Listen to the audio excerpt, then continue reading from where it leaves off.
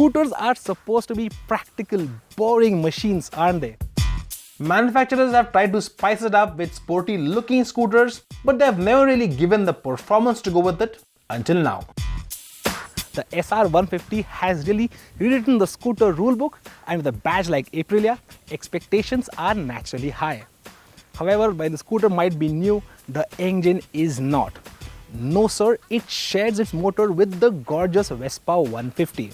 But if these two share the same power plant, why would you pick one over the other? To be precise, the Aprilia's motor is based on the 150cc single-cylinder air-cooled motor that we first saw on the Vespa. This motor runs a 3-valve head and fueling is via a carburetor. However, Aprilia lists a discretely higher cubic capacity in its spec sheet, which also lists the SR150's power and torque figures as being slightly lower than those of the Vespa.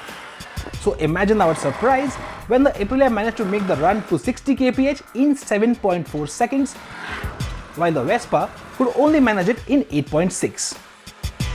And it's the same story with roll-on acceleration as well. This improved performance is down to the fact that the Aprilia's Variomatic transmission has been tuned for aggressive acceleration.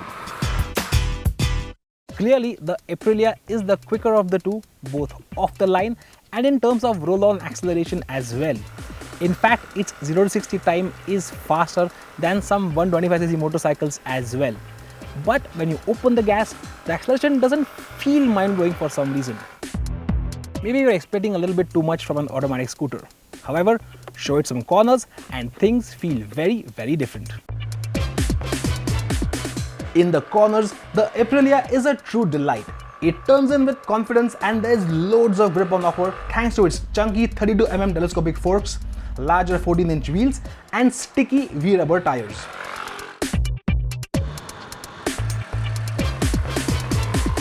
The Vespa gets a single-sided trailing arm up front and despite the smaller wheels, offers fairly nippy handling.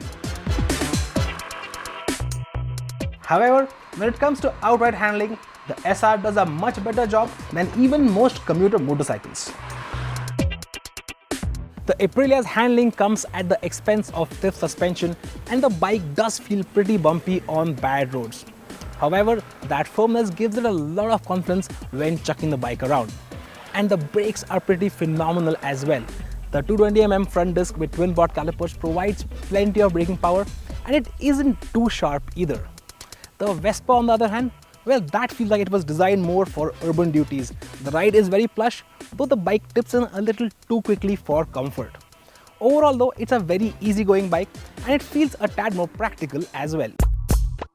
The Vespa with its classic scooter shape packs in a lot of practicality too, with larger underseat storage and a larger footboard. But storage here can be a bit restricted thanks to the tall center spine. Nevertheless, the two small cubby holes under the handlebars are a welcome addition. The Aprilia pretty much throws most practicality out the window, offering less storage options all around. And even its seat simply isn't as plush as the Vespa's.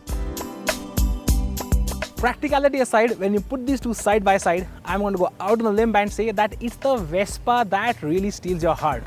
Sure, the Aprilia's sporty design is quite attractive, but it feels like it was designed to appeal to boy racers.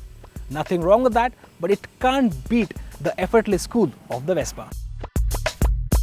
The Vespa's classic design, which has been around for decades, and all its little details, from the instrument cluster to the switchgear, are nothing short of chic.